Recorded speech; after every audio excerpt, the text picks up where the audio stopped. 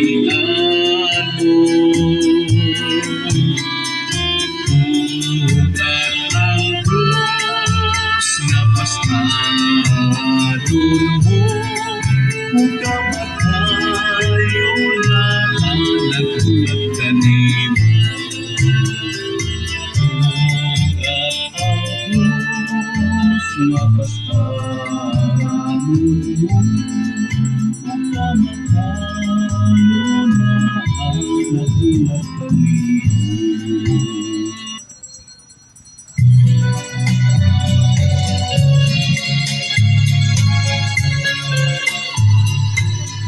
Martin Pence, San Jose. Umahi ka, ayaw paglaan Ginoo, ang among kasing-kasing nagaulat kanimo.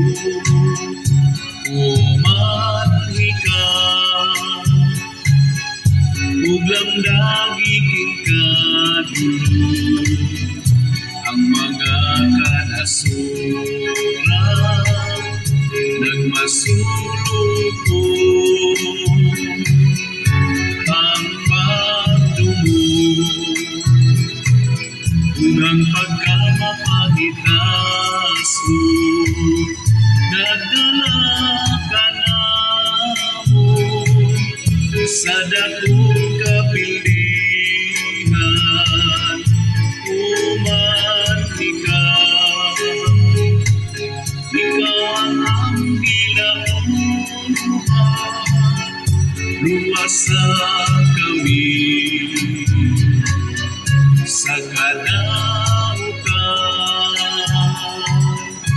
Umahi ka, ayaw paglaan Ginoo, ang among kasing-kasing nagatuaw kanimo.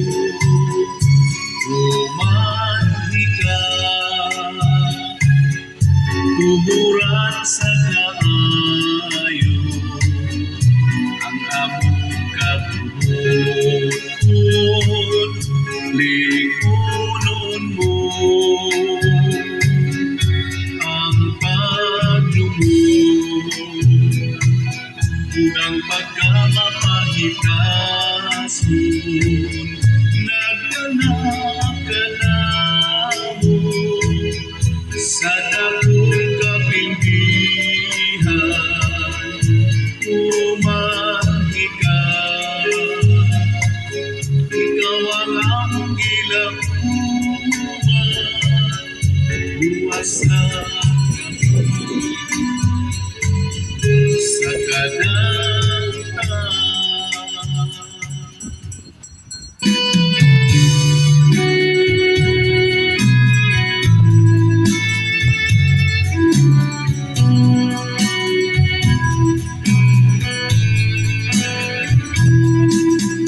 Diyos kong matutulog, ania kabigaron, binuksan ang kasing-kasing sa imong tulog.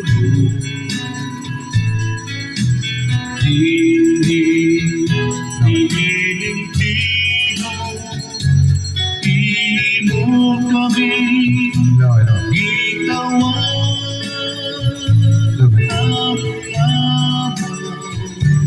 mabuhi sa imong mga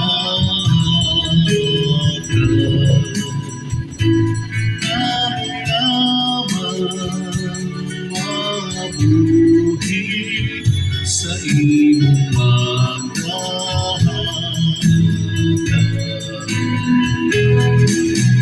Diyos ko matutulog, ania kabigaron, binuksan ang kasing-kasing sa imong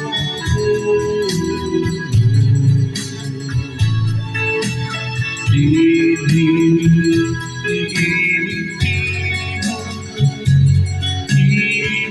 kami itawan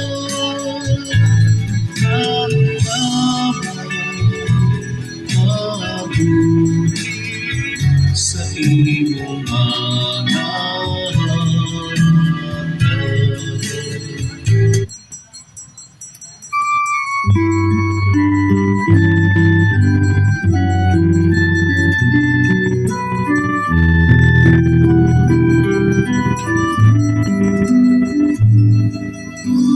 namin, sumasalangit ka, sambahin ang ngalan mo.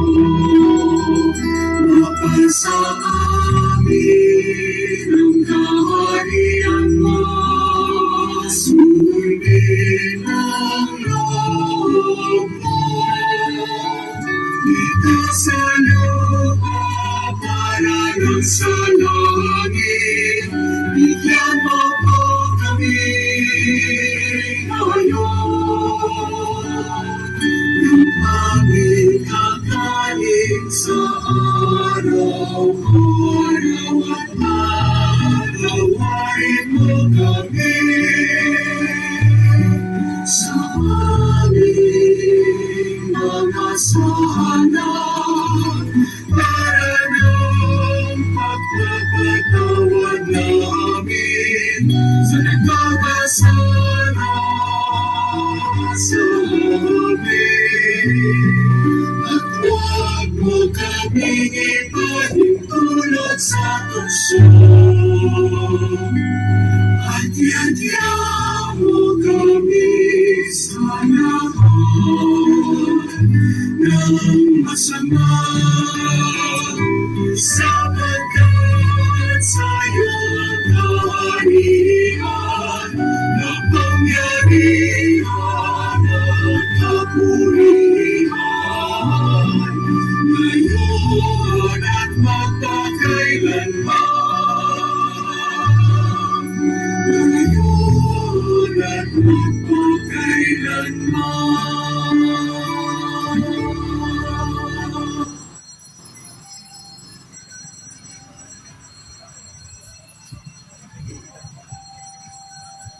Magandang hapon sa ating lahat. Nandito na naman tayo sa lingguhang programa sa pananampalatayang Katoliko. Magandang hapon sa lahat ng nakikinig sa abot ng aking sound system. Binabati ko ng magandang hapon ang ating mahal na obispo dito sa Diocese of Puerto Princesa, si Bishop Socrates Misiona. Magandang hapon po, Bishop. Magandang hapon rin po sa ating ni Father Ralph Habares, Reverend Father Pipes Toricampo dyan sa San Jose Parish Church. Magandang hapon kay Reverend Father Eugene Elivera dyan sa San Nicolas, Napsan. Magandang hapon din sa aming pura-paroko sa Aplaya Tagboros, si Father Jasper Tabangkay. So, mga kaitsunan, andito na naman ako, katulad ng dati, nagpapahayag ng katotohanan na hindi pa ninyo alam. Bakit ngayon marami na ang naglipana na iba't ibang sikta o iba't ibang relihiyon na lahat sila ay nangangaral sa pangalan ni Jesus? Sila bang lahat ay totoo? Sila bang lahat na nangangaral ng pangalan ni Jesus ay tatag ni Kristo? Hindi po, mga kapatid. karamihan sa mga sikta ngayon ay tatag lamang ng pastor o tao. Bakit po? Nasabi kong hindi totoo. Dahil ang relihiyon na tunay at totoo ay si Kristo po ang nagtatag noong unang siglo, 33 AD. Yung mga sikta o grupo ngayon ng mga relihiyon na nangangaral, mga tao lang po ang tagapagtayo niyan. Itong huli ng mga panahon, kasunod ni Martin Luther. Dahil ang tunay na relihiyon ay naitatag almost 2,000 years ago na ang nakalipas. So mag-ingat tayo mga kapatid, kaya ang dami na sa atin ang nabihag sa mga bulaan na mga ngaral. Yung mga Katoliko na magsimba lang kay may linog at bagyo, yun ang malimit nilang target.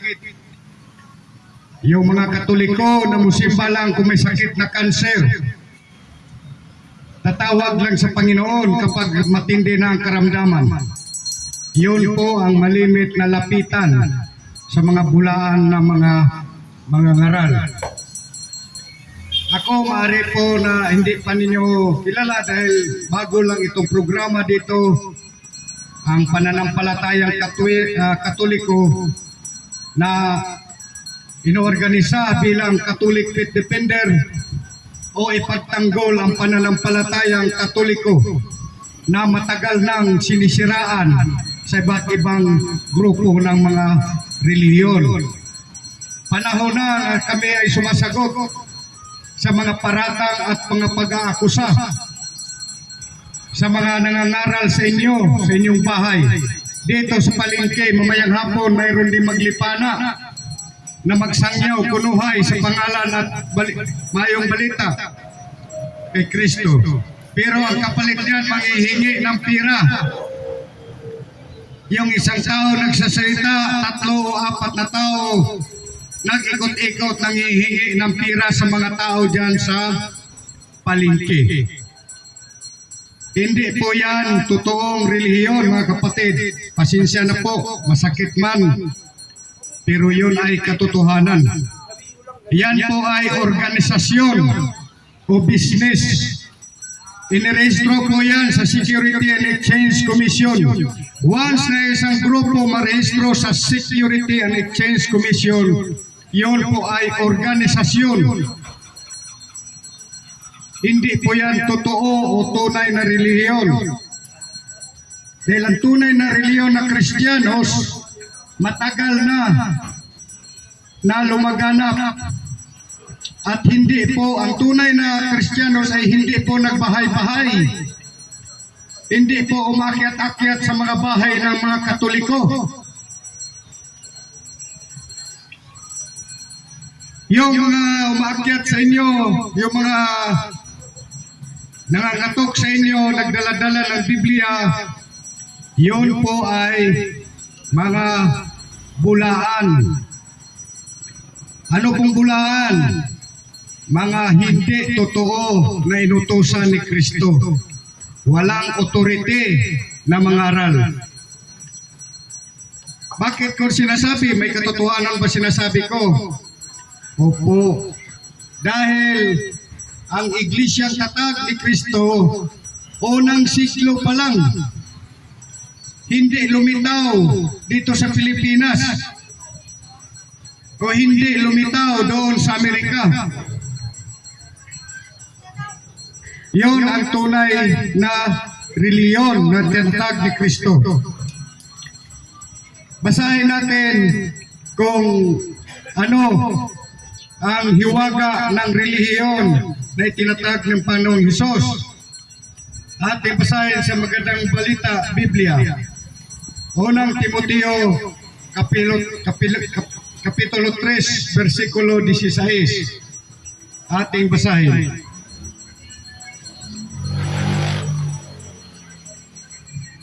Ito ang ating mababasa. Unang Timoteo 3, 3:16. Hindi may kakaila na napakadakila ng hiwaga ng ating relihiyon. Siya'y nahayag ng maging tao, pinatunayang matuwid ng Espiritu at nakita ng mga anghel, ipinangaral sa mga hintil, pinaniniwalaan ng lahat at itinaas sa kalangitan. Yun po, ito po ang grupo na itinatag ng Panginoong Hesus. Ating tunghayan kung bakit napakarami na iba't ibang sikta ngayon. Lahat kumukuha ng titulo sa pangalan ng kanilang simbahan nang gagaling sa Biblia o nang gagaling sa Jerusalem. Dahil sikat na po. Sikat ang Panginoong Hesus. Ginagamit sa mga bulaan na mga ngaral. Anong sinasabi sa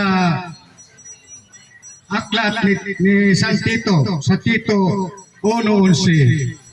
Ating basahin kung ano ang sinasabi sa kasulatan tungkol sa mga nangangaral ngayon na hindi naman otorisado. Sumulat ako ito. So, umpisa natin sa 10. Sapagkat maraming tao, lalong-lalo na ang mga galing sa Hudismo, ang sumasalungat laban sa mga aral na ito. Dinadaya nila ang iba sa pamamagitan ng mga katuruang walang kabuluhan. Kailangang pigilin mo sila sa kanilang ginagawang ito, sapagkat ginugulo nila ang mga pamilya. Kumita lamang sila ng salapi, ay nagtuturo sila ng mga bagay na di dapat ituro. Ito po ang sinasabi ni Apostol Tito. Sa Tito, Kapitulo 1, versikulo 10 hanggang 11. Dahil ang pagtatatag ng reliyon ay isang malaking pira, yun ang nasa isipan ng karamihan. Kaya nga lahat ng nagtatag ng reliyon ay may pira. So, saan ba nanggaling yung mga sikta ngayon na nagdaladala kay Kristo, nagdaladala sa pangalan ni Kristo? Galing po yan sa Katoliko. Kung walang Katoliko, walang born again. Kung walang Katoliko, wala rin Seventh-day Adventist. Kung wala ang Katoliko, wala rin Saksi ni Jehovah. Kung wala ang Katoliko, wala rin ang Iglesia ni Cristo na bibangon dito sa Pilipinas. Kung wala ang Katoliko, wala rin Pentecostal. Kung wala ang Katoliko, wala rin lahat ng mga relihiyon ngayon na nagdaladala sa pangalan ni Kristo. San Mateo 24:4 hanggang 5. Kaya mag-ingat tayo mga kapatid dahil ang dami na sa ating barangay sa Playa Tagburos. Halos 3 multicab, 2 multicab. Lumulusog doon sa aking mga kapwa Katoliko. Tatawagin ko upang makipag-Bible sharing. Ayaw. Gusto nila yung Katoliko nagpitok-pitok ng mata. Yung Katoliko na musimba lang kung may lindol at bagyo. Yun ang lagi paborito nilang kausapin. Kawawa. Kawawa talaga ang tao na matangay sa kanila. Hindi totoo na nakapagligtas ang kanilang pangangaral. Ang sadya nila sa mga Katoliko ay ang pira natin, pira ninyo na makukuha nila para sa 10% na ibigay sa kanilang pastor. Tingnan ninyo, nangangaral sila. Hindi makapangaral kung hindi makapanghingi ng pira. Ito, Katoliko, ako ngayon, nangangaral dito sa inyo. Ako magbigay ng pira kung makasagot kayo sa mga tanong ko sa tamang sagot. Ako pa ang magbigay na papremyo sa inyo. Dahil hindi po ugali ng Katoliko na dito sa market preaching, sa street preaching, Bible rally, manghingi ng pira. Yes, totoo na magbigay tayo ng pira bilang alay o pasasalamat doon sa simbahan. Pero dito sa kanto-kanto kung saan-saan mangangaral, hindi po yan legitimate. Yan po ay business. So, kung mayroong mga iba't ibang reliyon na pumupunta sa inyong bahay, tanungin ninyo, sino ba ang nagtatag ng relihiyon ninyo, sister, brother? Si Kristo po ba? Lahat sila magsabi si Kristo. Ang Baptist magsabi si Kristo raw. Pero sino ba ang nagtatag ng relihiyon ng Baptist?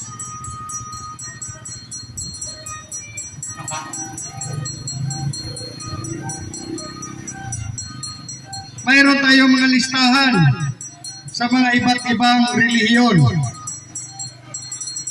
na ating makikita kung sino ang founder.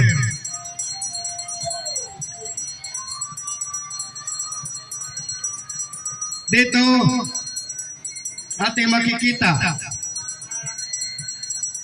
yung mga kilalang relihiyon dito sa Pilipinas, Baptist, na itatag noong 1609, John Smith.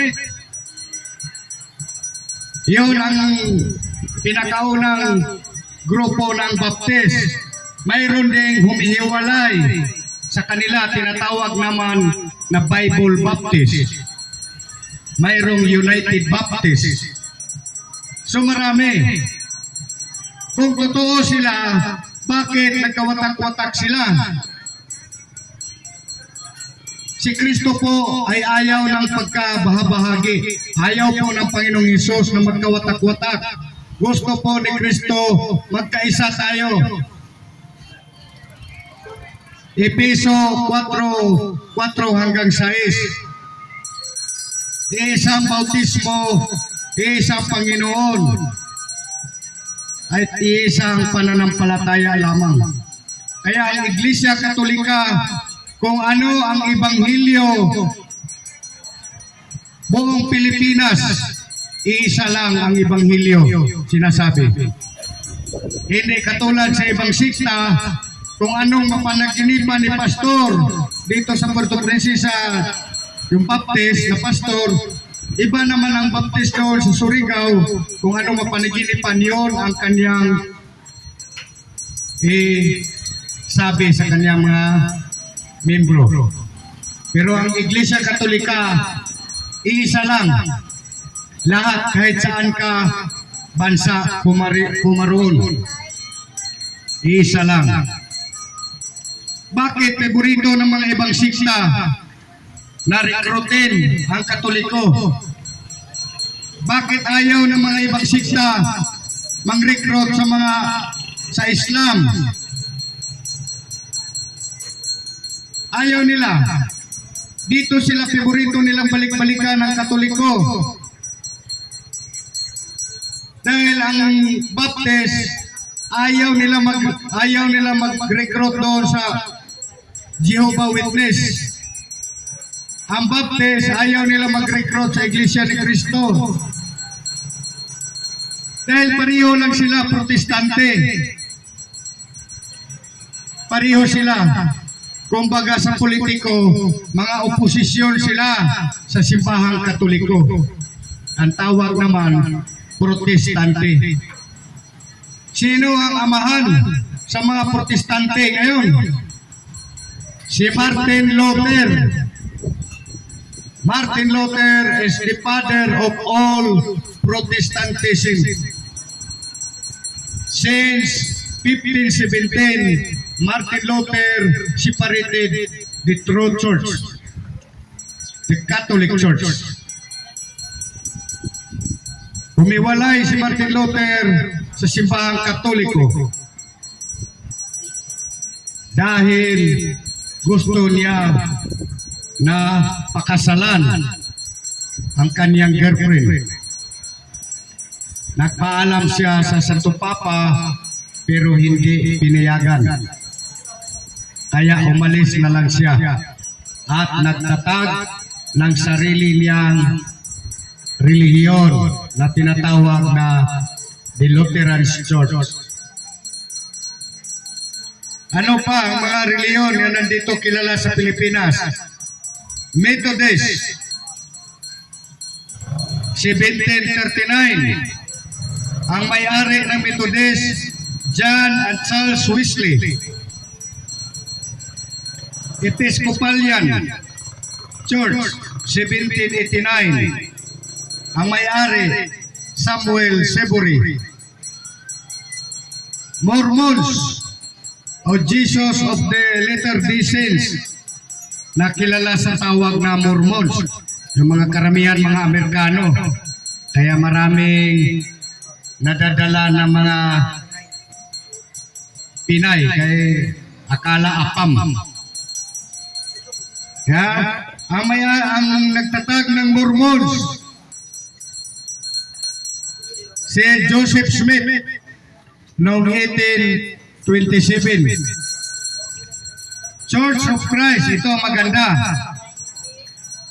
Church of Christ,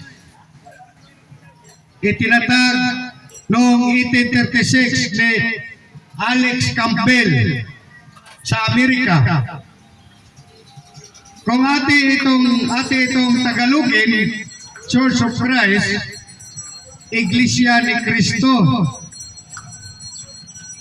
Noong nakapunta ako sa Amerika, noong ako'y nagbabarko pa, nakausap ko ang pastor nito. Ang pastor nitong Church of Christ.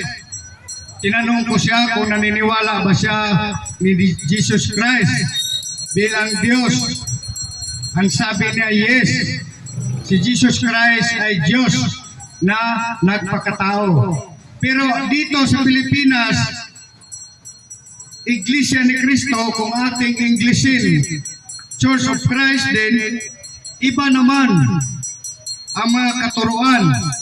Para sa kanila, si Kristo ay tao lamang. So bakit nagkakaiba? Iisang pangalan lang ginagamit nila, English at saka Tagalog. Diyan tayo magtataka na kung mahina ang ating sentido komun, kung wala tayong logic, sigurado butas ang bulsa mo. Dahil ang katumbas niyan, once na mabinyagan na kayo, magsimula na kayo magbigay ng 10%.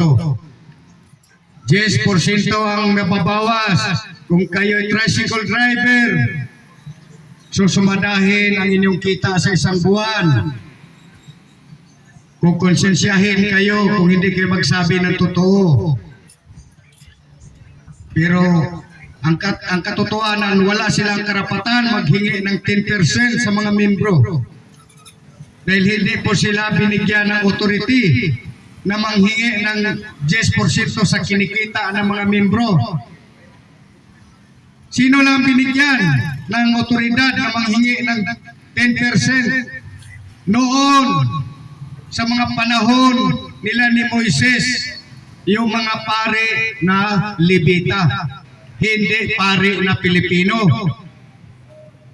Yung mga pare na Levita, yun ang binigyan ng kapangyarihan na magkumuha ng ikapo na kinikita sa mga membro.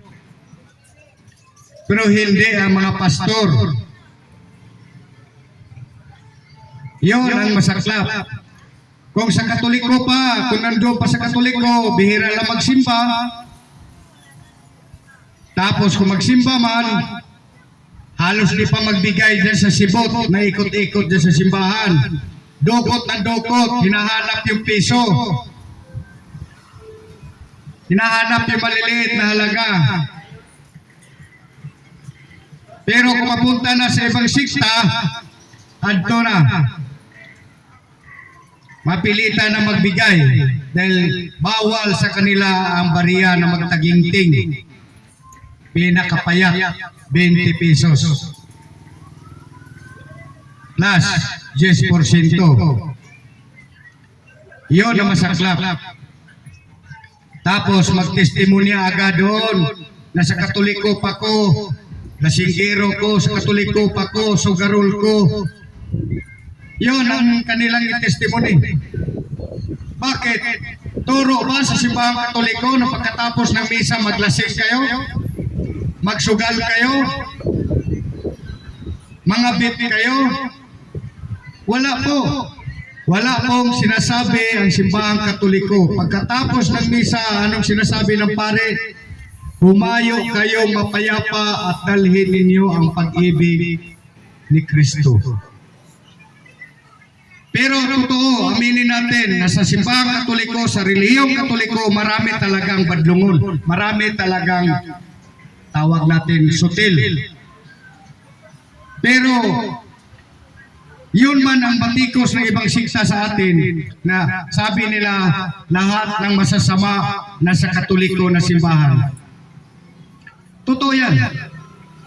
Pero hindi yan makapagnigar ng simbahang Katoliko ang tunay na reliyon na tatag ni Kristo. Kahit pa nandito marami na mga masasamang tao sa aming reliyon. Hindi yan makapawala sa katotohanan na ang simbahang Katoliko, yun ang itinatag ni Kristo noong unang siglo. Para natin malaman kung ang katotohanan ay atin bang makukuha sa mga pastor, tanungin natin ang Biblia. Kung kanino tayo magtanong tungkol sa katotohanan na ating nais malaman. Basahin natin sa aklat ng Lumang Tipan sa Malakias 2:7. Malakias Kapitulo 2, versikulo 7, mga kapatid, ito ang ating mababasa.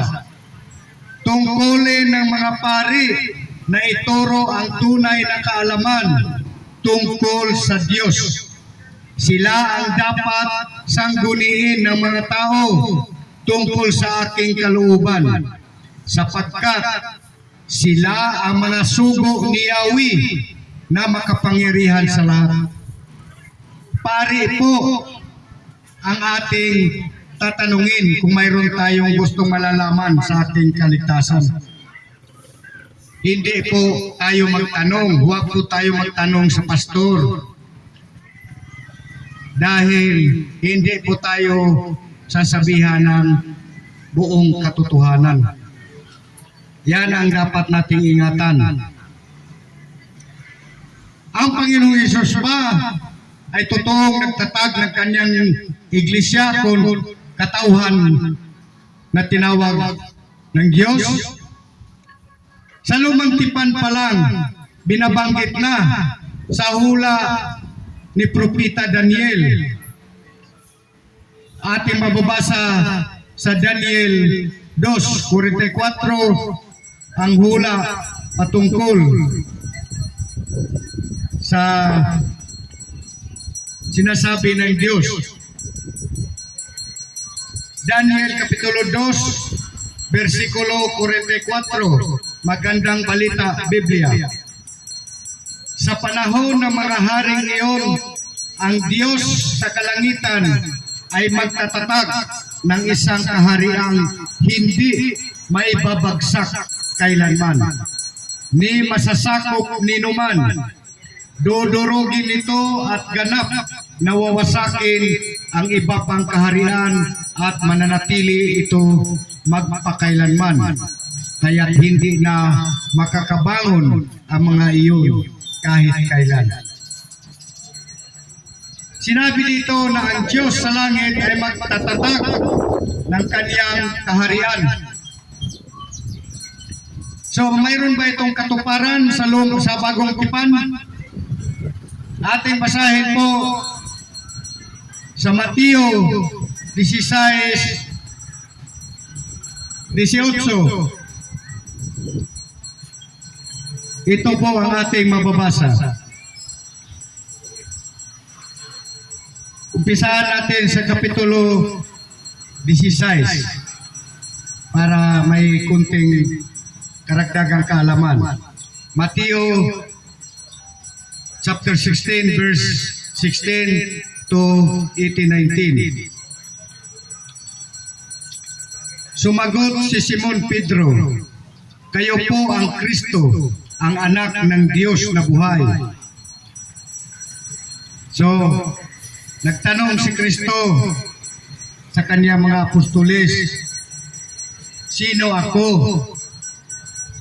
Sabi ng mga tao, ang sabi ng mga apostoles, "Ikaw raw si Elias." May nagsabi pang, "Ikaw daw si Jeremias o propeta." Pero ang sagot ni Apostol Pedro, "Ikaw po ang Kristo, ang anak sa Diyos na buhay." Kaya sinasabi dito ni Panginoong Hesus, "At sinasabi ko sa iyo, ikaw ay Pedro, at sa ibabaw ng batong ito ay itatayo ko ang aking iglesia, at ang pintuan ng daigdig ng mga patay ay hindi magtatagumpay laban sa kanya." Magtatayo siya ng aking iglesia. Jesus said to Peter, "You are Peter, and upon this rock I will build my church." Kung gamitan natin ng grammar, ang sinasabi ng Panginoon, "I will build my church." Singular po ang ginamit ng Panginoong Hesus. Jesus Christ never said, "I will build my churches." Plural. Hindi po, singular. Iisa lang ang kanyang itatayo. Iisa lang ang kanyang itatatag. So, yung iglesia na yan, hindi po yan ang iglesia na ating mababasa sa mga simbahan dito sa Pilipinas. Dahil yung kanilang iglesia, hango lang po sa mababasa sa Biblia. Sabihin ng mga nangangaral sa inyo na sila ang tunay kasi mabasa ang pangalan ng kanilang simbahan sa Mateo, sa Roma 16:16. Kahit mamabasa ang pangalan ng kanilang simbahan na nasa Biblia, kung hindi naman si Kristo talaga ang nagtatag, hindi pa rin totoo po. Dahil ang iglesia natatag ni Kristo, hindi talaga pinangalanan. Mateo 16:18, hindi talaga pinangalanan kahit paanong gawin, kahit anong translation ng Biblia. Hindi po pinangalanan ng Panginoong Hesus para walang mag-angkin. Pero marami pa rin umaangkin. Lalong dumarami ang umaangkin dahil hindi pinangalanan. Kung doon ka humarap sa badista, sabihin nila sila ang tatag. Kung sa Saksi ni Jehovah ka naman, yun pa rin nagsasabihin, sila daw ang tatag. Kung sa born again ka naman, lalo. Magsabi, "Praise Jesus, Hallelujah Jesus." Ha? Pero hindi po totoo. Kahit nagdala-dala, kaya nga sinasabi ng Panginoong Hesus sa San Mateo Kapitulo 24, versikulo 4 hanggang 5. "Mag-ingat kayo, darating ang panahon na maraming tao na magdala-dala sa aking pangalan at marami silang maililigaw." Yan, ngayon lahat ng grupo na nagtayo ng kanilang reliyon, puro lahat yan pinipitas-pitas sa Biblia para gawing titulo sa kanilang grupo. Pero hindi talaga sila. Dahil ang tatag ni Panginoong Hesus, noon pang unang siglo, noong edad ni Jesus Christ, 33 AD. At ang relihiyon na yan, na tinatag ng Panginoong Hesus, ay si San Pedro, ang pinagkatiwalaan ni Hesus bago siya umakyat sa langit.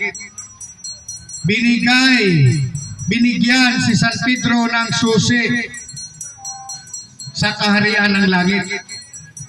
Ang simbahan o relihiyon na hindi konektado kay San Pedro, huwad po yun.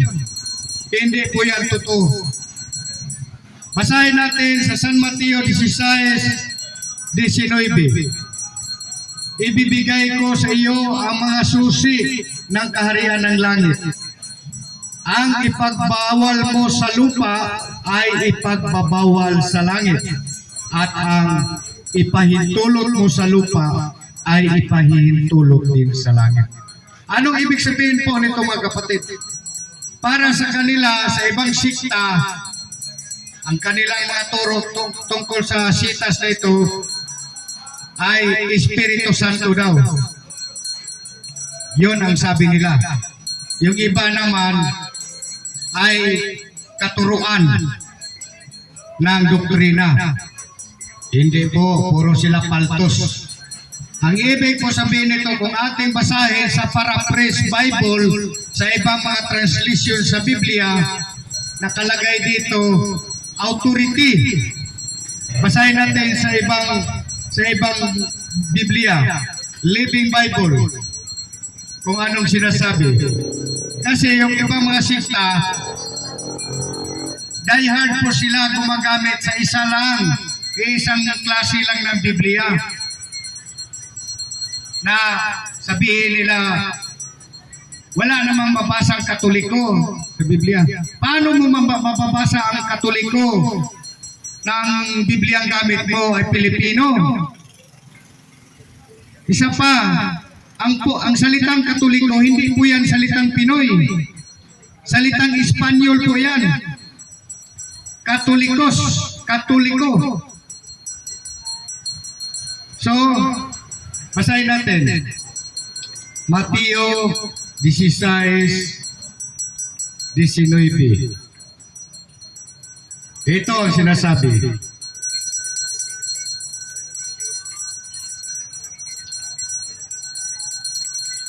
Mateo 19.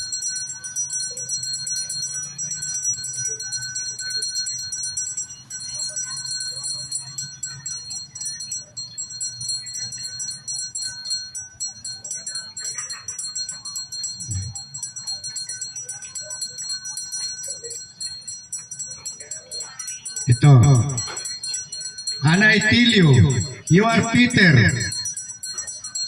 Greek Petros, a large piece of rock. And on this rock, Greek Petra, a huge rock like Gibraltar, I will build my church, and the gates of Hades, the powers of the internal region, shall not overpower it or be strong to its detriment to hold out against. I will give you the keys of the kingdom of heaven, and whatever you bind,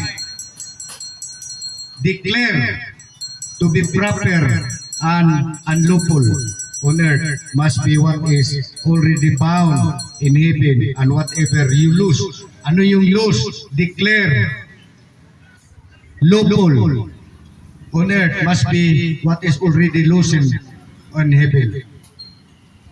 Yan ang sinasabi sa ibang Biblia. Ang paborito kasi sa mga IEC, yung Lamsa translation. Bihira na sila magamit ng ibang translation. Kaya kami mga Katoliko, kami mga Catholic Faith Defender, hindi kami Isa lang ang ginagamit, kundi iba't ibang uri ng translisyon. Kasi kung ang Biblia ng Katoliko ang gagamitin, sasabihin nila bias. So, balikan natin. Nagtatag ang Panginoong Hesus ng kanyang iglesia. So, hindi po yan pinangalanan. Dahil maraming mag-aangkin kung papangalanan. So,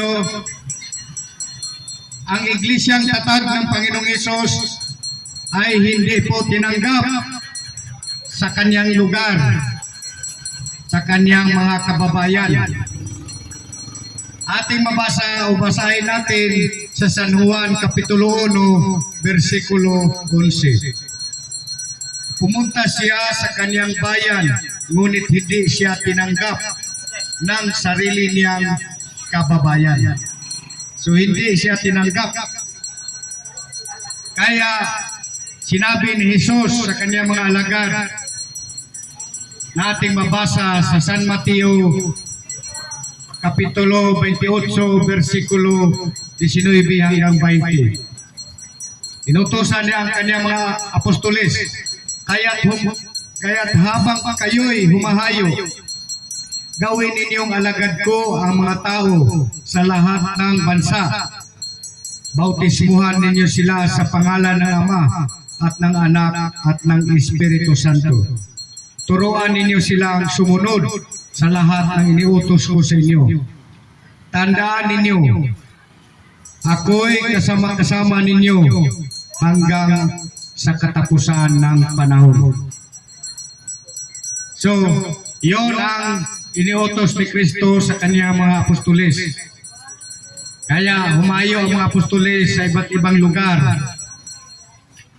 Hanggang dumating, nakarating ang mga apostoles doon sa ibang lugar. At sinabi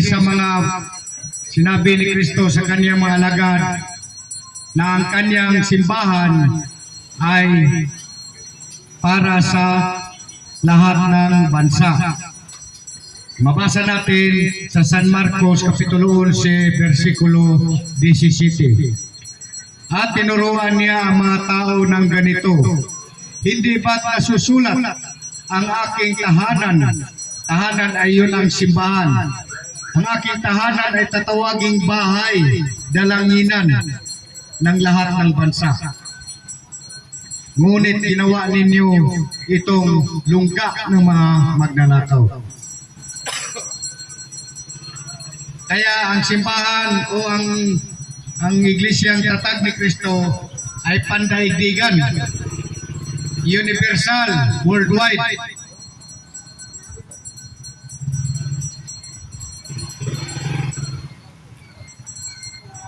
Kaya nakarating naman ang mga alagad ni Kristo sa Antioquia, kung saan doon sa Antioch, yung Antioch, yun yata ang nasa Europe. At ng kanyang matagpuan ay sinama niya ito sa Antioquia. Isang taon silang nanatili roon, nakasama ng iglesia at nagtuturo sa maraming tao. Doon sa Antioquia, unang tinawag na Kristiyano ang mga tagasunod ni Kristo. Sa Antioquia, unang tinawag na mga Kristiyanos ang mga tagasunod ni Kristo. Pero kung tanungin mo ang mga pastor, ay sabihin nila na sila mayroon din daw sa Antioquia, tanungin mo kung sino ang leader nila doon, hindi alam. Ha? Yun. Hindi alam. So, yun ang nais ng Panginoon Hesus, ipangaral mula sa Jerusalem hanggang sa buong mundo. Sinabi ni San Lucas sa Kapitulo 24, versikulo 47, sa kanyang pangalan ang pagsisisi at kapatawaran ng mga kasalanan ay dapat ipangaral sa lahat ng bansa magmula sa Jerusalem. So magmula sa Jerusalem, papunta, paikot sa buong daigdig. Pero anong ginawa ng ibang sikta? Yung tatag ng tao, tulad ng SD, nagsimula sa Amerika papuntang Jerusalem, parang cruise missile. Parang cruise missile ni Iran. Yung Saksi ni Jehovah naman nagsimula doon sa Amerika papuntang Israel. Ganun din, parang cruise missile. Samantala ang kay Kristo na pangangaral mula sa Jerusalem papunta sa ibang lugar. Pero ang iglesyang tatag ng Panginoong Hesus ay sinimulang batikusin at usigin, pinapatay ang mga tagasunod ni Kristo noong panahon na yun. Maswerte tayo ngayon dahil wala na ang persecution tulad ng pagpatay. Dahil ang mga apostoles noon, pinapatay, pinupugutan ng ulo, pinako sa krus ng patiwarik. Tulad ni San Pedro at ni San Pablo, ipinako sa krus sa Roma. 2 beses ako nakarating ng Roma nung ako'y nagsiman pa. Naabot ko yun, yung pinag-anuhan nila doon, yung Coliseum na yan. Yung mga ibang apostoles pinapakain sa leon at tiger. Napasyalan ko doon. Napasyalan ko rin doon yung bininyagan ni Jesus. Binyag ni Juan Bautista doon sa Suba, sa Urdan. Yung ibang pastor nagagaling-galingan na akala mo ay marunong. Na hindi nga nakaabot ng isang historical site na binabanggit sa Biblia. Tapos kumanglait ng Katoliko, wagas.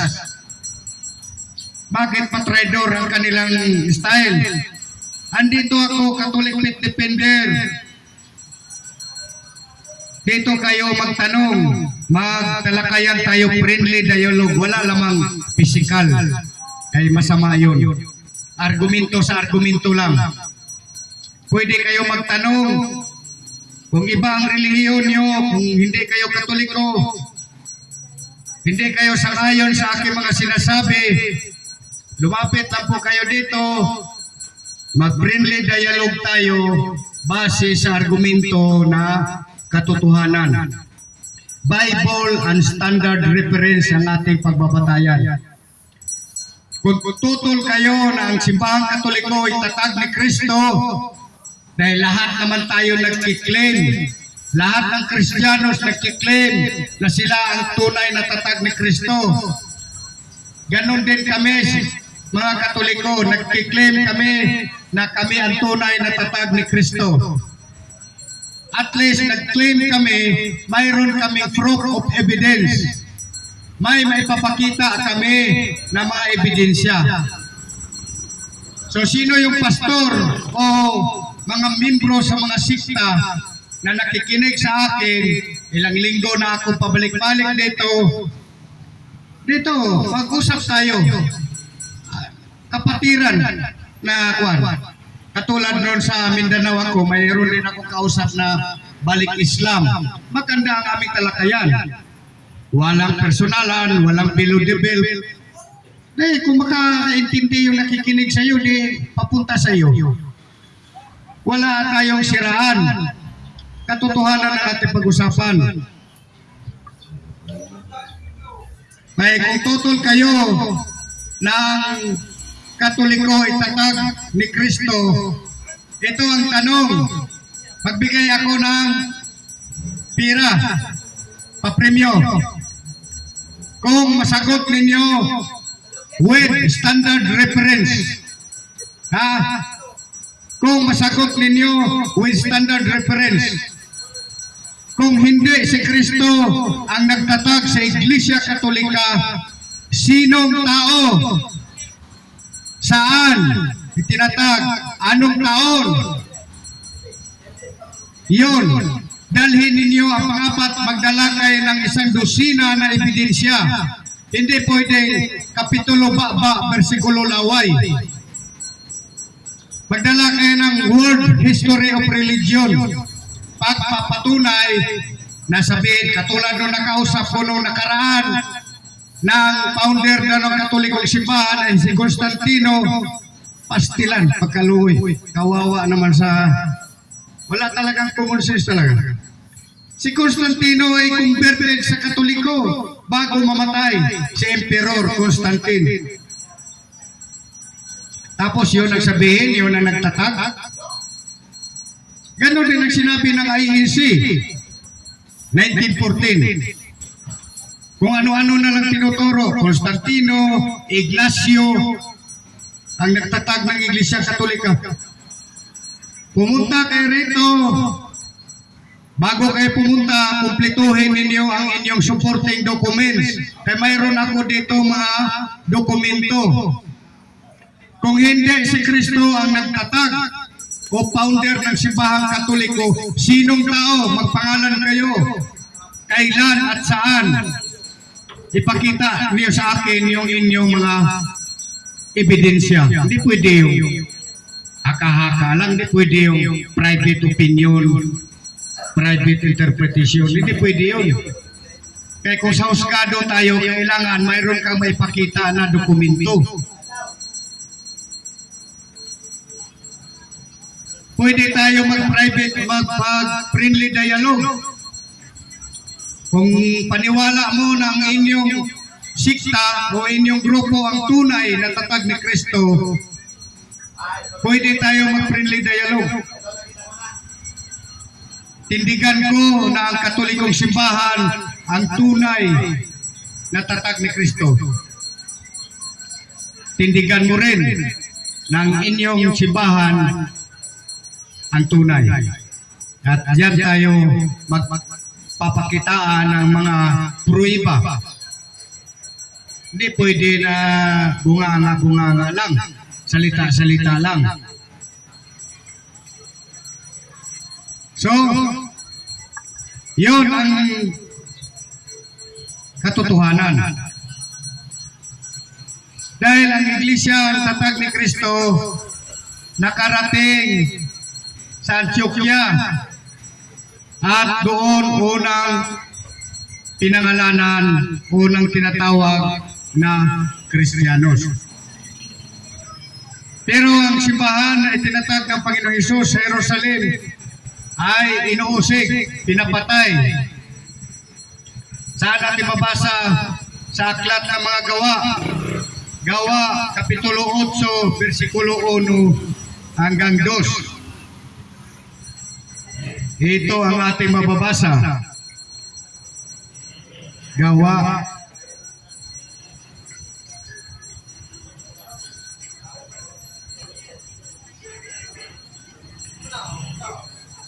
Kapitulo 1. Kasang-ayon si Saulo sa pagkapatay kay Esteban. Nang araw na iyon, nagsimula ang mahigpit na pag-uusig laban sa Iglesia sa Jerusalem. At maliban sa mga apostol, ang lahat ng sumampalataya ay napunta sa iba't ibang lugar sa lupain ng Judea at Samaria. Si Esteban naman inilibing ng mga taong may takot sa Diyos at kinangisan ng gayon na lamang. Si San Esteban ang unang martir sa simbahang Katoliko. Siya ang unang nasakripisyo, pinatay. At itong Saulo na ito ang San Pablo ngayon na Kristiyanos na. Na-convert siya sa Christianity noong papunta siya sa Damasco ay tinawag siya ni Kristo. Saul, Saul, bakit mo ako inuusig? hanggang nabulat si Saul at ginagamot hanggang nakakita. At mula noon, siya ay nagiging kaanib na sa simbahang tatag ng Panginoong Hesus. Kaya noong si San Pablo ay naging Kristiyanos na, iniwan na niya ang dati niyang reliyon na Judaismo, nagiging masugid, isang masigasig na mga ngaral, walang takot na mga ngaral sa aral na itinuro ng Panginoong Hesus. Kaya noong gabing iyon na siya ay nabagabag dahil sa mga nangyayari, nagpakita sa kanya si Panginoong Hesus at nagsabi, mabasa natin sa Gawa, Kapitulo 23, versikulo 11.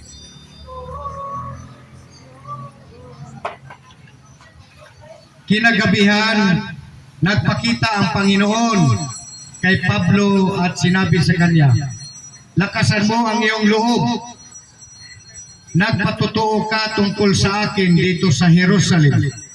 Ganyan din ang gawin mo sa Roma. Kaya, yun ang ginawa ni Apostol San Pablo. Nangaral sila sa Roma. Kaya ang sulat niya sa Roma na kanyang sinabi sa mabasa natin sa Roma 1, Kapitulo 1, versikulo 7. Sa inyong lahat na nasa Roma, mga minamahal ng Diyos at tinawag upang maging banal, sumainyo nawa ang pagpapala at kapayapaang mula sa Diyos na ating Ama at sa Panginoong Hesukristo. Una sa lahat, nagpapasalamat ako sa aking Diyos sa pamamagitan ni Hesukristo dahil sa inyong lahat, sapagkat ang inyong pananampalataya ay balitang-balita sa buong daigdig. So, ang pananampalatayang Romano ay nagiging balitang-balita sa buong daigdig. Kaya ang Iglesia Katolika pinangalanan din o tinatawag din Roman Catholic Church. Kasi doon namatay ang karamihang mga apostoles, lalo na kay San Pedro at kay San Pablo. Kaya ang opisina ng ating Santo Papa ay doon sa Roma, sa Vatican City.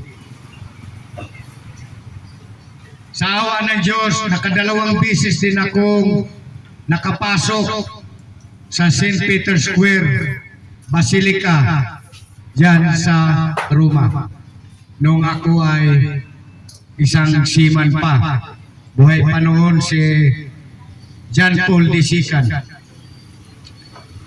Narating ko po yan. Nakita ko doon ang mga Santo Papa na kasunod ni San Pedro na nilibing. Yung kanilang mga ataol ay nasa gilid. At ang kay San Pedro nandyan mismo sa altar, sa pinakasantuaryo, na kung saan ang Santo Papa ay magmimisa. So, ang mga apostoles ay gusto naman na makarating sa Espanya. So, sinabi ni San Pablo na pupunta siya sa Espanya, Spain. Mabasa natin sa Roma Kapitulo 15, versikulo 24. Inaasahan kong magkikita-kita tayo pagdaan ko riyan papuntang Espanya. Inaasahan ko rin ako'y tutulungan ninyong makarating doon matapos nating magkasama ng sandaling panahon. Ang hangad ko'y ipangaral ito sa mga lugar na wala pang alam tungkol kay Kristo upang hindi ako magtayo ng pundasyon ng iba. Ang ninanais ni Apostol Pablo, mangaral doon sa mga lugar na hindi pa kilala si Kristo. Pero anong ginagawa ng ibang sikta ngayon? Nangangaral sa mga bahay-bahay ng Katoliko. At kung makakuha ng membro sa Katoliko, dagdag sa kanilang 10%. Yun ang totoo. Bakit? Ang Katoliko hindi naman nagbahay-bahay sa mga Saksiniuba, hindi nagbahay-bahay ang Katoliko sa Sabadista. Ang sila, mga sikta, ang nagpupunta dito sa mga Katoliko. Yun ang katotohanan. Piborito nila nalapain ang mga membro ng Katoliko. Lalo na yung magsimba lang kung may linog at bagyo. Dapat talaga mangaral sila doon sa hindi pa napangaralan ng iba.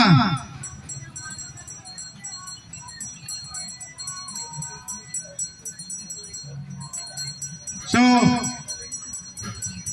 bakit sinasabi namin na ang simbahang Katoliko ang tunay na reliyon na itinatag ni Kristo?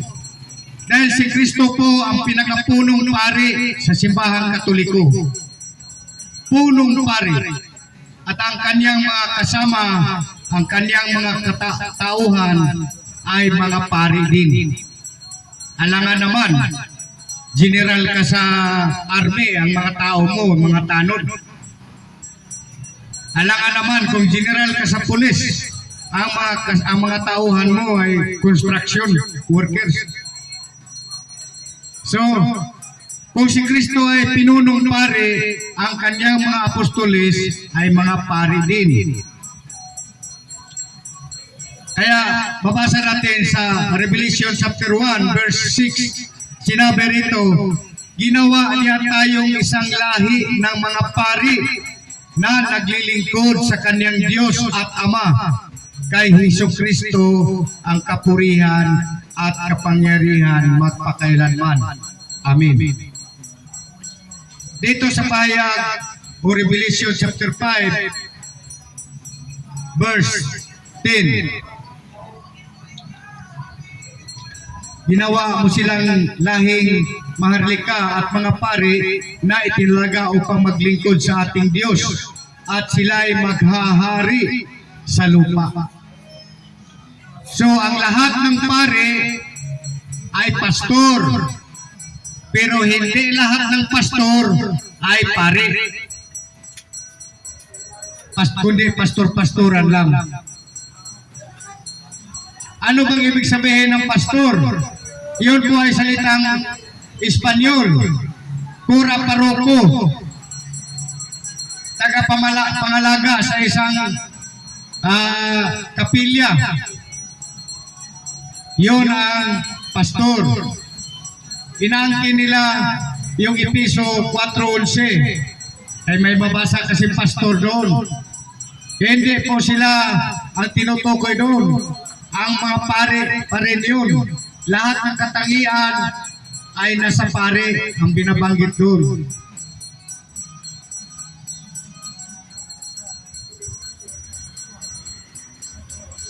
Sino yung sa lumang tipan kapag hindi maniniwala o hindi sumusunod sa pare, anong patakaran sa panahon ni Moises?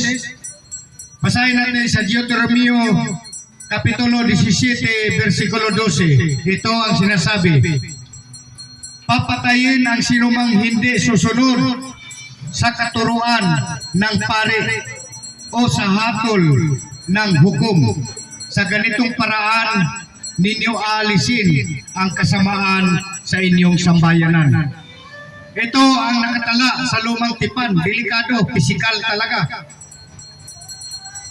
Pero hindi na yan nangyari sa panahon ni Kristo. Dahil ang kay Jesus Christ, love your enemy.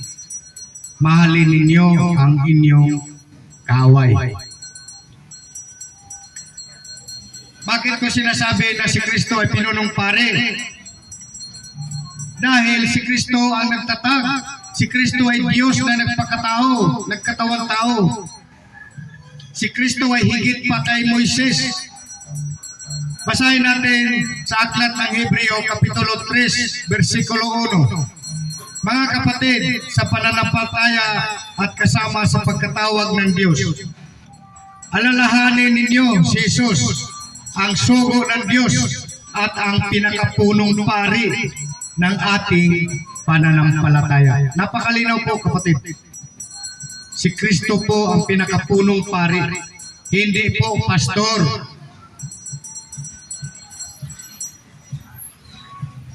Kaya, bakit ganun na lang? Dahil maraming hindi maintindihan sa mga nakasulat sa Biblia. Yung mga hula ng mga propeta patungkol kay Jesus Christ. Ating basahin sa San Lucas, Kapitulo 24, versikulo 27. At patuloy na ipinaliwanag sa kanila ni Jesus ang lahat ng sinasabi sa kasulatan tungkol sa kaniyang sarili. Simula sa mga aklat ni Moises hanggang sa mga sinulat ng mga propeta. So, dahil maraming mga sinulat ng mga propeta na hindi na maunawaan ng mga ibang sikta, ang kanilang ginagamit, yun lamang magagamit nila sa pang-atake sa Katoliko. Pinakasentro sa kanila kung paano atakihin ang simbahang Katoliko.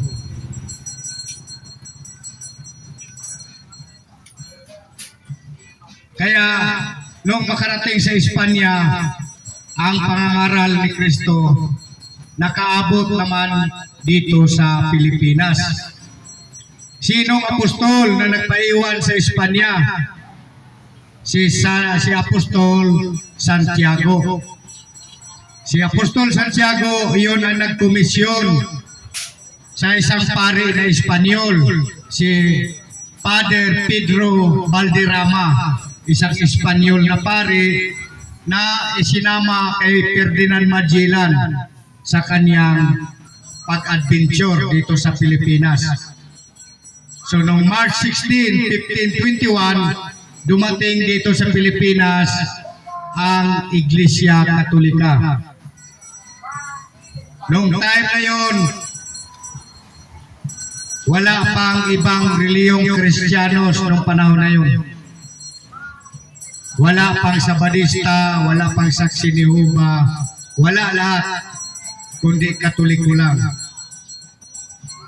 So, mula noong March 16, 1521, ilang taon na ba ang Iglesia Katolika dito sa Pilipinas? Ilang taon na? Magbigay ako ng 50 pesos. Sa iyo na tanong yan. Kung may makasagot, magbigay ako ng 50 pesos. Ilang taon na ang Katoliko dito sa Pilipinas? Simula noong 1521, pagpunta ni Ferdinand Magellan. Kung tama ang sagot, magbigay ako. Ito ang programang Katoliko na hindi kami manghihingi ng pera. Maya-maya, mga alas 5, alas 6, mayroon na ditong ibang grupo na naman na hindi Katoliko. Mag-sangyaw-sangyaw sa salita ng Diyos, pero yung ibang kasama nanghihingi ng pera para idagdag sa 10%. Mag-ingat kayo. Ang mahal ng mga bilihin ngayon. Tapos lulukuhin lang tayo sa mga hingi-hingi. Nakarampas ko nga eh. Ang daming nangaruling sa bahay. Wala pa nga ang Pasko. Nangaruling na. Ibang sikta. Hindi na nahiya. Tapos malakas mambatiko sa Katoliko. Ang Pasko daw ay walang mabasa sa Biblia. Wala daw mabasa na December 25, pinanganak si Kristo. Tapos una pa mga ruling, una pa manghingi ng pinaskuhan. Tapos kung hindi mabigyan ng Christmas bonus, masama pang loob. Yung mga hindi naniniwala sa Pasko, yung mga relihiyon na hindi naniniwala sa Pasko, dapat hindi na kayo mag-asam. Hindi na kayo dapat maghingi ng Christmas bonus. Dahil wala naman kayong Pasko. Batikos kayo ng batikos sa Katoliko. Inaatake lagi araw-araw, inaatake ang Katoliko. Ngayon lang kami sumasagot. So kung may nakikinig na hindi Katoliko, pasilua, pasensya po. Ayun lang talaga masakit ang katotohanan. At talaga naman totoo, ilang dekada na laging binubumba ang simbahang Katoliko. Ilang dekada na grabing pang-atake, maraming pang-akusa sa simbahang Katoliko.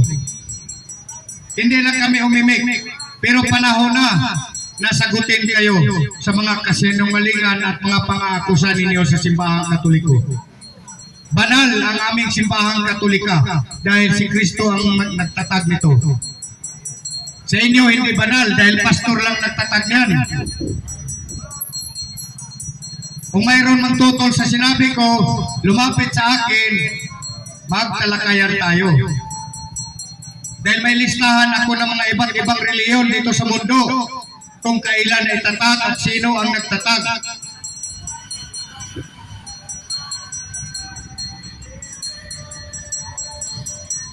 Panahon na nga magsagot kami. Kasi ang sinasabi, kapag ang kasinungalingan na paulit-ulit na lang at walang sagot, magiging totoo sa mga taong walang alam. Magiging totoo yan sa mga nakikinig na walang alam din. Kaya nabuo itong aming grupo ngayon, Catholic Faith Defender, under sa supervision ni Reverend Father Darwin Gitgano, sa pahintulot sa ating mahal na obispo dito sa Puerto Princesa, si Bishop Socrates Misiuna, para ipabatid sa inyo unti-unti, kung hindi man ninyo naunawaan, nakaraang linggo, bawat linggo andito ako, basta maganda lang ang katawan, walang ulan. Ulit-ulitin ko ang topic, True Church, totoong relihiyon. Kasi yun ang pinaka-importante sa lahat. Dahil hindi lahat ng relihiyon ay totoo. Marami rin nagsasabi ng mga nanay, tatay, pinabayaan yung anak nila na lumipat sa ibang reliyon, umalis sa Katoliko. Sinasabi, hinayaan ko yung anak ko lumipat sa saksi. Total, Diyos pa rin naman ang tinatawag. Hinayaan ko yung anak ko nag-born again, Diyos naman ang tinatawag. Jesus. Yung nilipatan ng anak mo, brother, yun po ay bulaan, buwan. Tao lang po ang nagtatag niyan. Hindi po lahat tumatawag ng Panginoon, Panginoon ay makapasok sa kaharian ng langit. San Mateo, Kapitulo 7, versikulo 21. Kung may Bible kayo sa Biblia, si Kristo mismo ang nagsabi, hindi lahat tumatawag sa Kanya, Panginoon, Panginoon, Lord, Lord, ay makapasok sa kaharian ng langit. Kundi iyon lamang sumunod sa kalooban ng Diyos Ama. Ano bang kalooban ng Diyos Ama? Ay ipadala ang kaniyang bigatin Son dito sa lupa para magtatag ng iglesia kung katauhan, para tubusin ang kasalanan ng sangkatauhan. Nagtatag ng iglesia ang Panginoong Hesus, pero ayaw mo magpasakop. Doon mo pinili nga magpasakop sa iglesia o grupo na tatag lang ni pastor. Lahat ng sikta, iba't ibang reliyon ngayon, galing po yan sa Katoliko, umalis sa Katoliko. Basahin natin kung anong sinasabi sa kasulatan tungkol sa mga taong umalis sa simbahang Katoliko. Ang tawag nila dyan, ang tawag ng mga apostolis dyan, mga kaaway ni Kristo ko sa Bisaya pa. Ito, basahin natin sa Tagalog kasi maraming hindi yata makaintindi dito ng kuan ng Bisaya. So, basahin natin sa unang Juan 2:18. Anong sinasabi dito? Sa Tagalog, Antikristo. Basahin natin. Unang Juan Kapitulo 2, versikulo 18 hanggang 19. Makinig kayo. Kung kayo'y Katoliko dati at lumipat na ibang sikta ngayon, kawawa kayo pag kayo'y abutan ng kamatayan. Mga anak, ito na ang huling panahon. Tulad ng inyong narinig, darating ang Antikristo. Ngayon nga'y marami nang lumilitaw na mga Antikristo. Kaya alam natin malapit na ang wakas. Verse 19. Kahit na sila'y mga dati nating kasamahan. Ano raw? Kahit na sila'y mga dati nating kasamahan. Ang mga taong iyon ay hindi natin tunay na kasama. Sapagkat kung sila'y tunay na atin, nanatili sana silang kasama natin. Ngunit umalis sila, kaya't maliwanag na silang lahat ay hindi tunay natin. So, kayong mga umalis sa Katoliko ay nagiging kaaway na ni Kristo. Sabi sa pagpaliwanag sa amin sa seminar, ang Katolikong umalis at lumipat sa ibang sikta, magiging inosente kung hindi nila alam ang katotohanan. Pero kapag alam nila ang totoo na si Kristo ay nagtatag ng tunay at Kanya, tapos ayaw pa rin niyang bumalik, yan ay mortal sin na yan. Dahil 150% ang tunay na reliyon na itinatag ni Kristo ay ang simbahang Katolika. Wala nang iba. Sa kasaysayan, mabasa natin sa World History of Religion, kahit saang encyclopedia, mabasa natin. Ito at ibasahin natin ang kasaysayan sa Catholic Church. Ito ang kasaysayan. Young Students Learning, page 2684. Roman Catholic Church. For the first 1,000 years after the death of Jesus Christ, all Christians were members of one religion, Christianity. There were no separate sects or branches of Christianity as there are today. The word Catholic means universal, and for those first 1,000 years, all Christians were members of the Catholic Church. Biruin mo, 1,000 taon ang nakalipas, isa lang ang Kristiyanos. Wala pang Sabadista, walang Iglesia ni Cristo 1914, walang Jehovah Witness, walang Mormons, walang Baptist, walang born again, walang Pentecostal, wala lahat.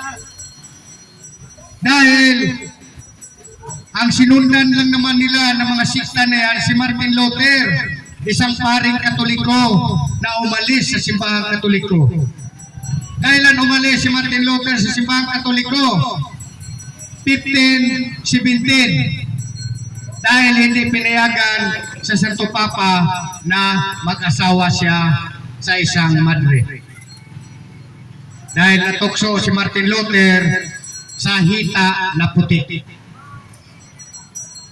Yan ang masaklap. Ngayon, si Martin Luther i-considered sa kasaysayan, Martin Luther is the father of all Protestantism. Amahan si Martin Luther sa lahat ng hindi Kristiyanos. Sa hindi Katoliko. Lahat ng Kristiyanos na tutol sa Katoliko. Bakit tinatawag na Protestante? Lahat. Dahil tutol sila sa turo ng simbahang Katoliko. Yun ang lagi nila larawan, rebulto, mamamiri. Kung tayo mga kapatid may sentido komon, kung ikaw may asawa, yung asawa mo, hindi iginagalang yung nanay mo, masaya ka ba? Natutuwa ka ba kung babastusin ng asawa mo ang nanay mo? Hindi. Talagang hindi ka matutuwa. Natutuwa ba si Jesus Christ na nilapastangan ng kanyang ina na si Mama Mary? Sabihin nila, I love Jesus, I hate your church. Tama ba yun?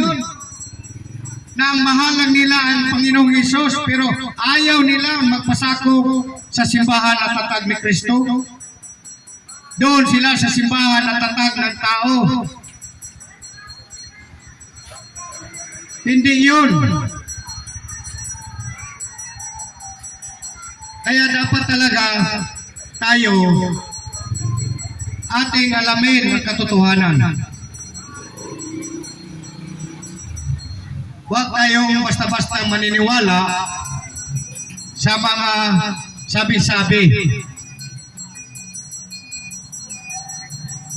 Dahil ito'y akin lang sinasabi ang katotohanan para isangyaw ko ang mabuting balita.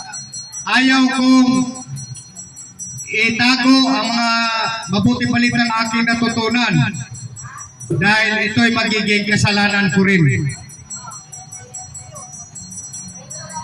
Kaya kailangan natin mga kapatid, mag-ingat tayo sa mga nagbahay-bahay. Huwag tayong magpapaloko sa mga nagbahay-bahay na nagdala-dala ng Biblia kuno. Dahil ang pakay lamang nila ang ating pira para madagdag kayo sa 10% nila.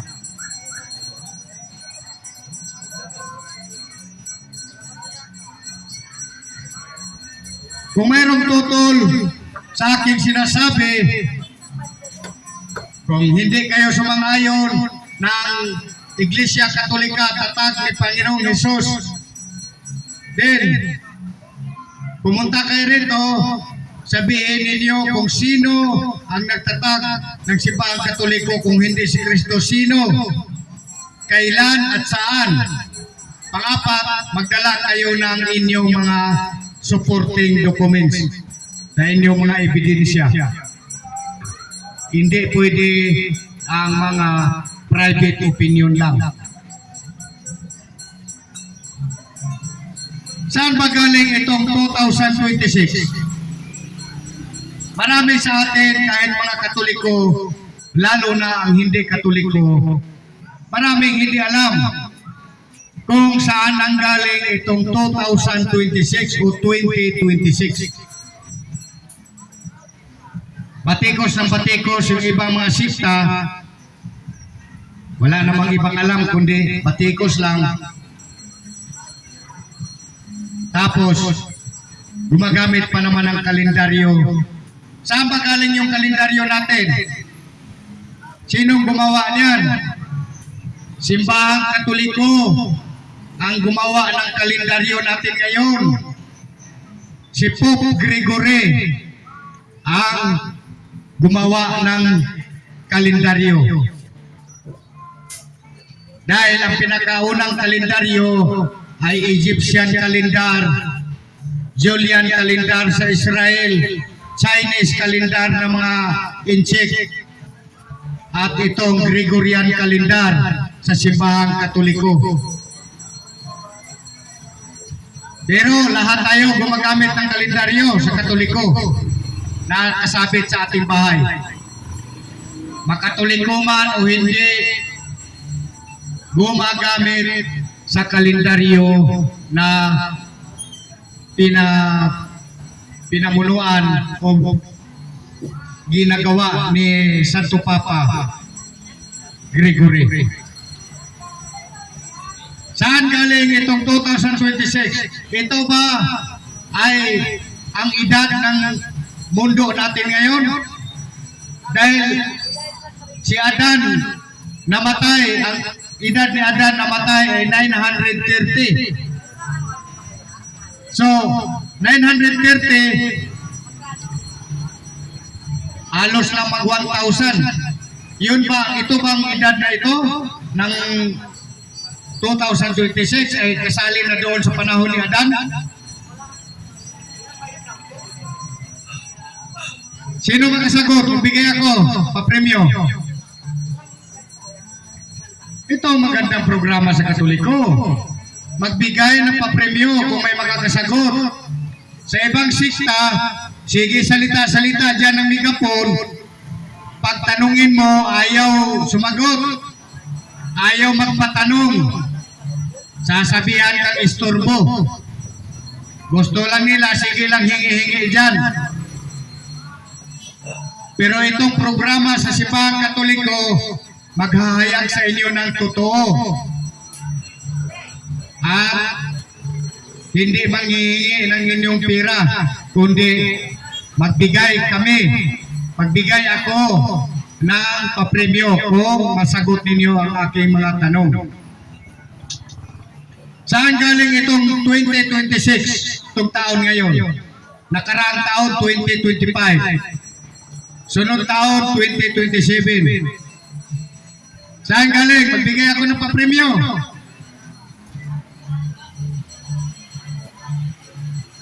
Ha?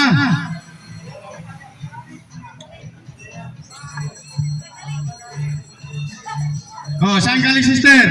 2026. Bakit umabot ng 2026?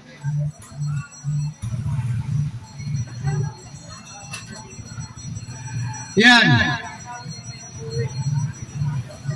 Kaya maraming hindi nakakaalam sa ating mga sinasabi.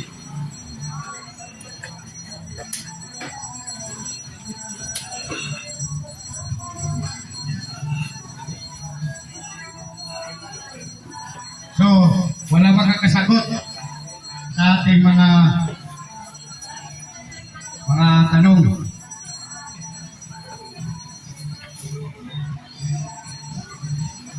Talagang kawawa talaga pagka hindi mo alam. Ngayon, sa Biblia, yung sinasabi ng ibang sikta na ang Katoliko raw ang nagdagdag ng Biblia. Bago ko yan, ang Biblia ay binubuo ng Simbahang Katoliko. Hindi po taga-ibang sikta ang nagbuo ng Biblia. Kung mayroong hindi Katoliko na magpatunay sa akin na ang Biblia na dinagdagan ng Katoliko, lumapit sa akin, mag-friendly dialogue tayo, kapatiran na pag-uusap. Kaya sabihin ko sa inyo, ang Biblia ay binubuo sa Simbahang Katoliko. Wala pang ibang sikta nun. Kinumpile sa Simbahang Katoliko sa pagsisikap ni Saint Jerome sa utos ni Santo Papa Damaso. Ilan kalibro ang Old Testament? Sa Katoliko, 46 books sa Old Testament. Sa New Testament, mayroong 27 books. Pero sa ibang sikta na hindi Katoliko, ang Old Testament binawasan nila ng 7 kalibro. So ang 46 nagiging 39 na lang. Kaya 39 plus 27 nagiging 66 na lang ang Biblia sa hindi Katoliko. Ang sa Katoliko, original, 73 books. Yun ang kumpleto. From Latin Vulgate o Latina Vulgata. Pero bakit ang mga ibang sikta, mga protestante, pareho sila na mahilig gumamit ng King James Version? Pero bakit hindi nagkakaisa? Bakit patuloy na dumarami ang iba't ibang relihiyon? Ayon sa Google, kung ating i-search, mayroon ng 53,000 sa buong mundo na Christian religion. Pero 53, isa lang ang tunay yan. Isa lang ang tatag ni Kristo dyan. Oh, bakit dumarami pa rin ang iba't ibang sikta na isa lang ang Biblia nila ngayon? 66 naman kaya ang tama para sa kanila. Bakit patuloy pa rin na mayroong magtatayo ng ibang sikta? Kung totoo na tama ang kanilang 66 books.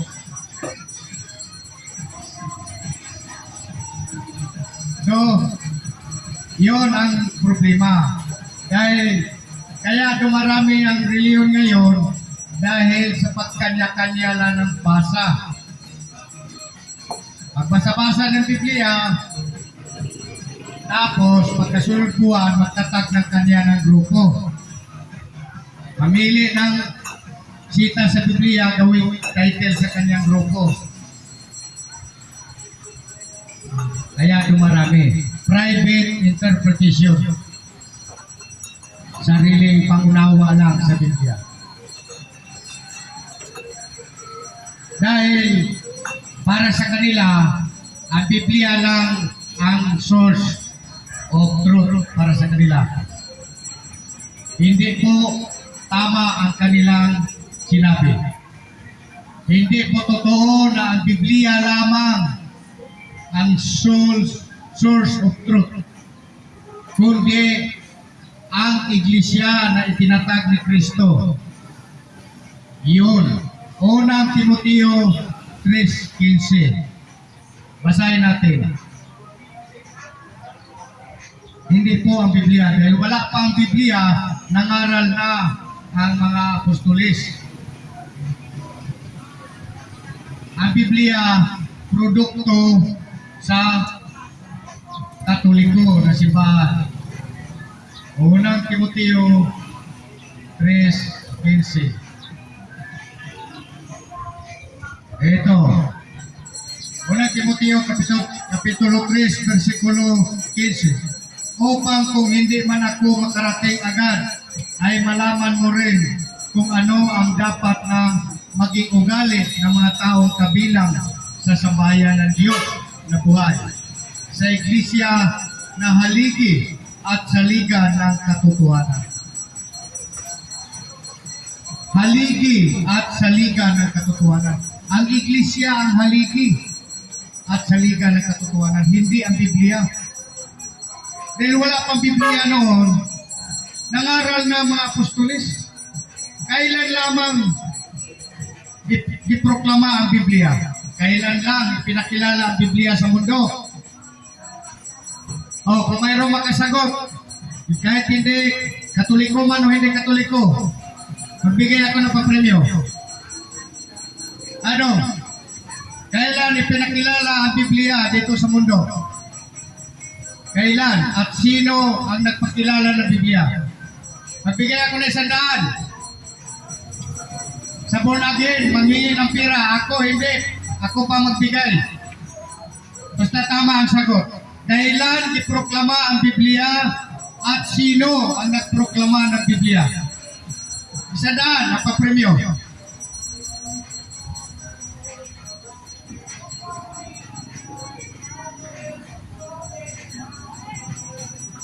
Oh, my beloved and sisters, and foreigners. No, wala pa kasagot? When the Bible proclaimed, and who proclaimed the Bible?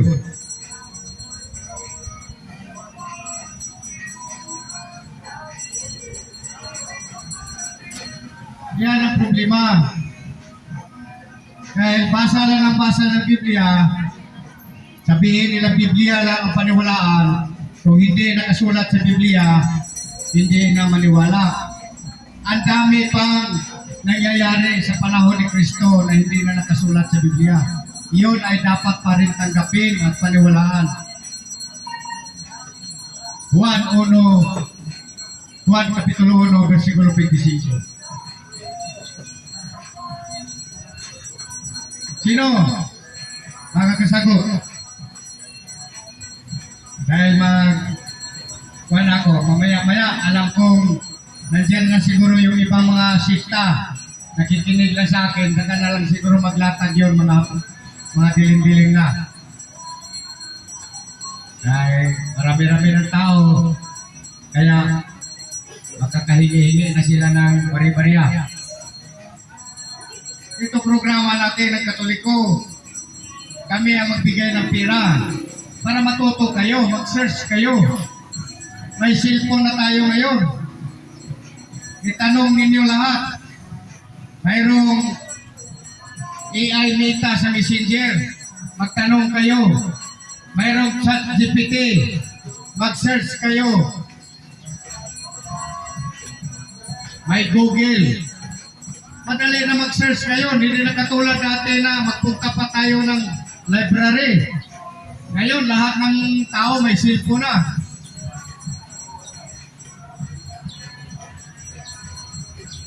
Ang galing mga. So, sabihin ng iba, I love Jesus. Praise the Lord. Hallelujah. Kahit na ng hallelujah. Praise the Lord. Si Jesus lang ang tanggapin nila. Ayaw nilang tanggapin ang nanay ni Kristo. Tama ba yun? Si Kristo ang ulo ng kanyang iglesia, na kanyang katawan. Kolosas Kapitulo 1, versikulo 18. Efeso Kapitulo 5, versikulo 23. Ang lalaki ang ulo ng kanyang asawa at si Kristo ang ulo ng kanyang iglesia, na kanyang katawan at siyang ililigtas. So kung tanggapin mo si Kristo, yung itinatag ni Kristo ayaw mong tanggapin, yun ang katawan ni Kristo, sabi niya. So parang ang Kristo mo ay ulo lang, walang katawan. Manananggal. Tapos ayaw mo pang tanggapin ang kanyang ina. Binabastos mo si Mama Mary. Magiging tao ka ba kung walang ina? Ang lahat ng relihiyon na walang pagkilala kay Virgin Maria ay isang bulaan. Dahil tayo, sa simbahang Katoliko, mahal natin si Mama Mary dahil yun ay ina ng ating Panginoon. Kung wala si Virgin Maria, wala tayo Kristo. Kung wala si Virgin Maria, wala tayong Pasko. Wapo mo'y Christmas bonus. Yan ang totoo. Sabihin pa naman nila pag tuwing Pasko, hindi daw totoo ang Pasko kaya walang mabasang December 25 sa Biblia. Gusto nila lagi hanap, litra por litra. Ang Katolikong simbahan ay hindi Bible alone. Hindi kami sola scriptura. Yung sinusunod na ibang sikta, yun ay katuruan ni Martin Luther, isang Protestant father. Saan mabasa sa Biblia ang Bible alone? Na alone na Biblia lang at wala nang iba. Yun. Bakit ayaw nila kay Mama Mary? Dahil hindi sila kapamilya. Hindi nila kapamilya si Mama Mary. Galit sila kay Mama Mary. So,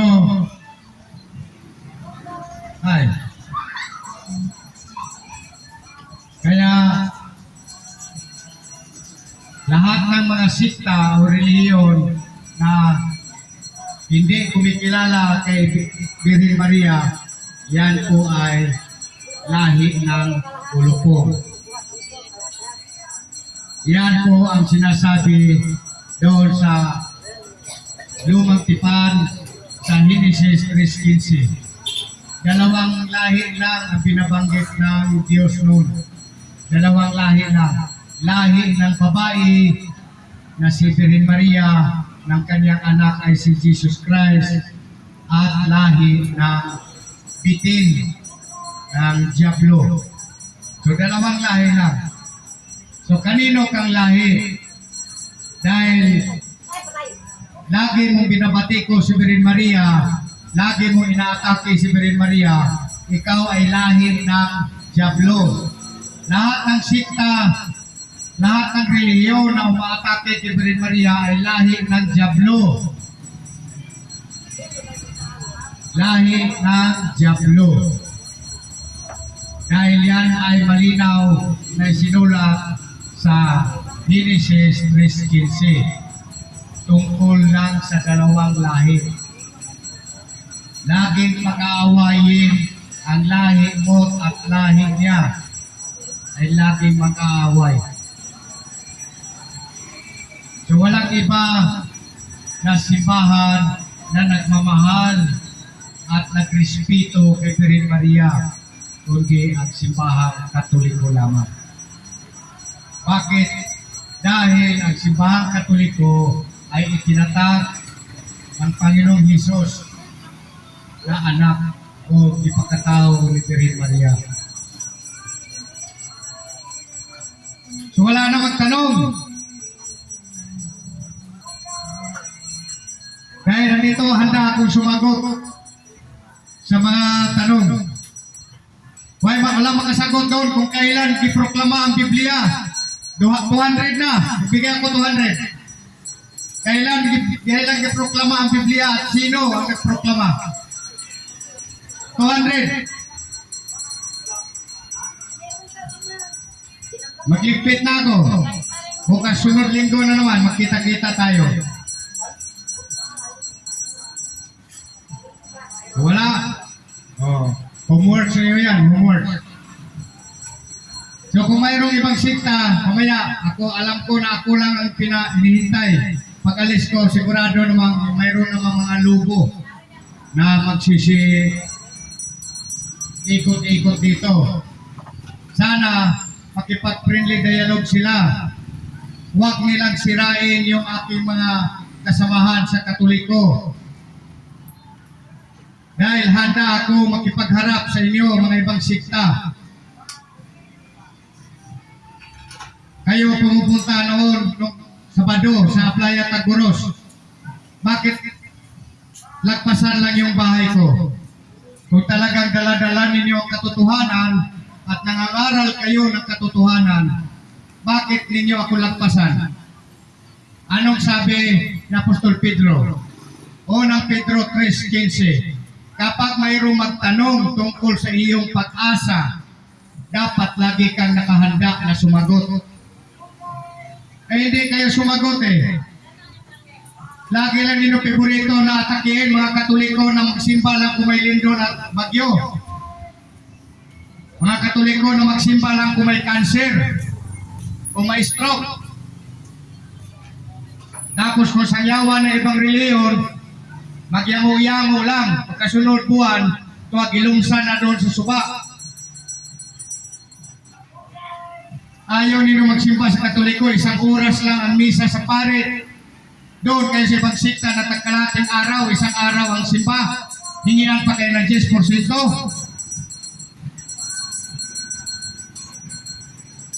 Tapos manguriksyon kayo sa Katoliko. Sabihin ninyo ang Katoliko na ang Katoliko ay sumasamba ng Diyos-Diyosan. Saan ang Diyos-Diyosan? Patunayan ninyo. Ang galing ninyo mga atake sa mga Katoliko na walang kaalam-alam. Sa Tagburo, sa playa, pag may pumunta doon 2 multikap, kakausapin ko, umiiwas. Tapos yung mga pinagsanyawan nila, mga kamag-anak ko, tiyuhin ko. Dito harap sa akin, huwag niyong sanyawan yung tiyuhin ko kay Walang malay yan sa ano. Magaling lang kayo sa kuwan. So, pasensya na kayo. Ito ay aking katotohanan lamang. Hindi ako galit. Yun lang po ay with feelings lang. Atin argumento lang base sa katotohanan dahil kami nagdipinsa lang sa Simbahang Katoliko na matagal na sinisiraan ng iba't ibang sikta. Matagal na nilampaso. Matagal na. Ngayon pa lang kami sumasagot. Ngayon pa lang. Pero ang sagot namin naman ay base sa katotohanan. Hindi kami sumasagot ng amin-amin lang, kundi base sa katotohanan at mga ebidensya. Okay? So, magtatapos ako habang narilipit, pagpatugtog tayo ng ating worship song. Sa ngalan ng Ama, ng Anak, ng Diyos Kristo. Amen. Salamat Panginoon, itong kahaponon na ako'y nakapagpahayag ng iyong banal na salita kasama ng Espiritu Santo na nagkabay sa akin. Pagpalain mo lahat, Panginoon, ng itong mga tao dito sa public market sa San Jose. Sana makauwi sila mapayapa at makarating sa kanilang tahanan na maluwalhati. Gabayan mo sila, Panginoon, sa araw-araw na ilang buhay at ilayo mo sila sa tukso at kapahamakan.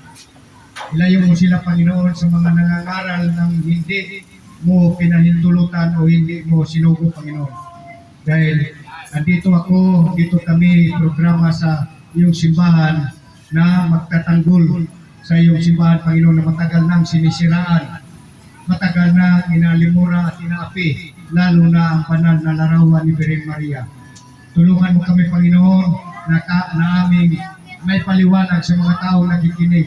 Sa linggo-linggo na nandirito ako, Panginoon, sana mayroon silang mapupulot ng magandang aral na kanilang babaunin sa buhay nila.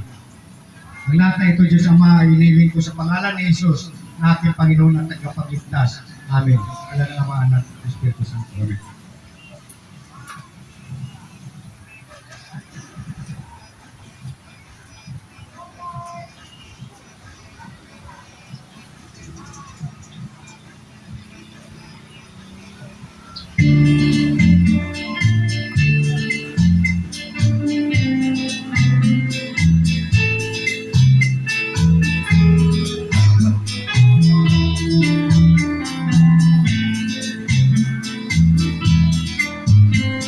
Ang hagit sa Ebanghelyo walang galato. Umawta ang akong isip na tao. Apat pinunod ka ang pagservisyo. Pusong baitang Kalbaryo. Sama-sa atong Pilit sa'yo ang pagsunod ng Kristo. Naghakulog ang dalan, kaagian mo. At ang Diyos na pasanon, kamakayo na nagulang kalibo. Si Kristo mismo nagingon sa mga tinunan. Pagbantay kay panahon kamo, binay-binayo. Isunod kamo ilong mga tambalasan. Urang na asa gabo, uman kamo silutan. Di sa'yo ang pagsunod ng Kristo. Naghakulog ang dalan, naagian mo. At ang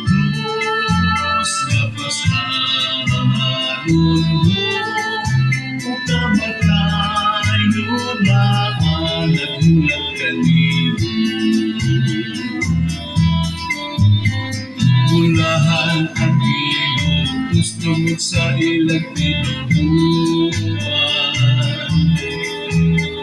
Bulan ang gidaw-daw, bugi-bugal-bugalan. Bulahan ng bubaro, alang sa katarungan. Mamalipayo sila, ila ang ginharian.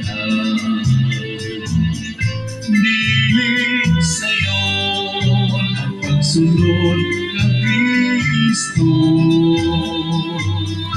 Daghang tulong ang dalan na agian mo. Bugat ang krus na bastahan mo. Muka-makayo na ang nagulak kanimo.